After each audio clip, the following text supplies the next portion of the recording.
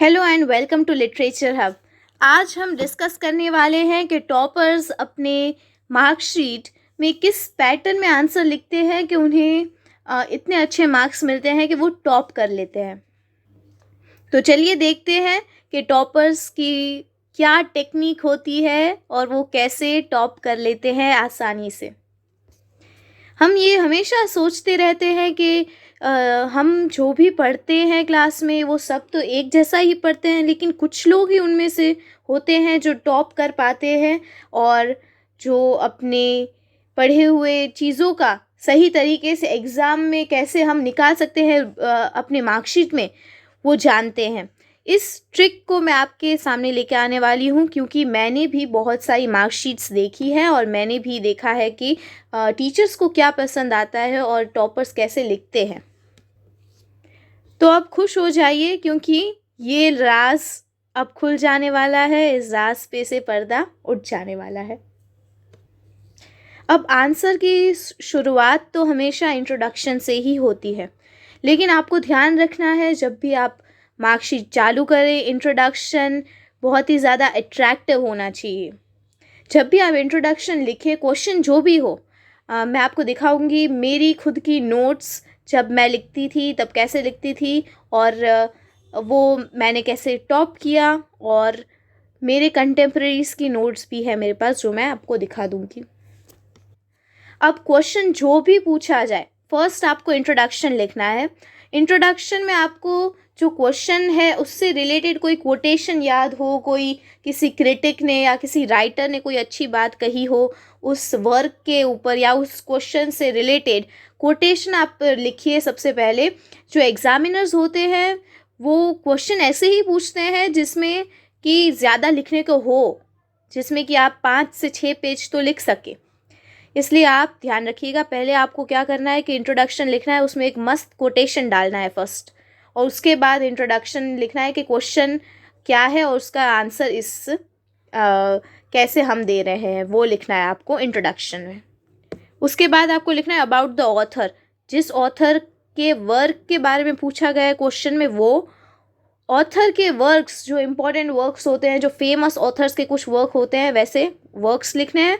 और ऑथर की कैरेक्टरिस्टिक्स लिखनी है कि ऑथर अपने वर्क्स में क्या ज़्यादा करते थे, जैसे वो फेमिनिस्ट थे क्या वो अपनी कंटेम्प्रेरी एज को डिपिक्ट करते थे क्या। चलिए आपको मैं दिखाती हूँ अपने नोट्स के द्वारा। ये नोट्स देखिए, मैंने मिल ऑन द फ्लॉस पे ये नोट्स लिखी है। अब क्योंकि तब मैं एग्ज़ाम में तो नहीं लिख रही थी मार्कशीट में, इसलिए मैंने इसके अंदर कोई इंट्रोडक्शन नहीं लिखा, लेकिन आपको इंट्रोडक्शन अच्छा लिखना है जिसमें एक मस्त कोटेशन होना चाहिए। फिर आपको क्या लिखना है कि जैसे मिल ऑन द फ्लॉस पे क्वेश्चन है कि describe anything about mill on the floss, तो आपको उसमें क्या लिखना है, पहले तो आपको मिल ऑन द फ्लॉस किसने लिखी थी, जॉर्ज इलियट ने। जॉर्ज इलियट के बारे में थोड़ा लिखना है। फिर वो किस एज में थे, तो विक्टोरियन एज में थे, उसके राइटर थे, तो उसके बारे में थोड़ा लिखना है। फिर हर मेजर नॉवेल्स, उसने क्या मेजर नॉवेल लिखी थी वो आपको लिखना है, उसके बारे में लिखना है। उसका नाम था मैरी एन इवांस। ऐसे कोई फैक्ट्स आप लिख सकते हैं, उसे हाईलाइट ज़रूर कीजिए, अंडरलाइन कीजिए। देखिए मैंने नोट्स में भी अंडरलाइन किया हुआ है, तो फिर आपको एग्ज़ाम में तो करना ही है। अब देखिए मैंने लिखा है कैरेक्टरिस्टिक्स ऑफ जॉर्ज इलियट। वैसे उसकी मैंने 10 लिखी है, लेकिन एग्ज़ाम में आपको इतनी सारी याद नहीं आएगी, आपको 2-3 लिखनी है, 2-3 या 4। और फिर जो भी क्वेश्चन पूछा उसके हिसाब से आंसर लिखना है। थर्ड है what question asked for. Question क्या है, क्वेश्चन में होगा कि describe the symbols in the middle of the flaws और the themes of the middle of the floss.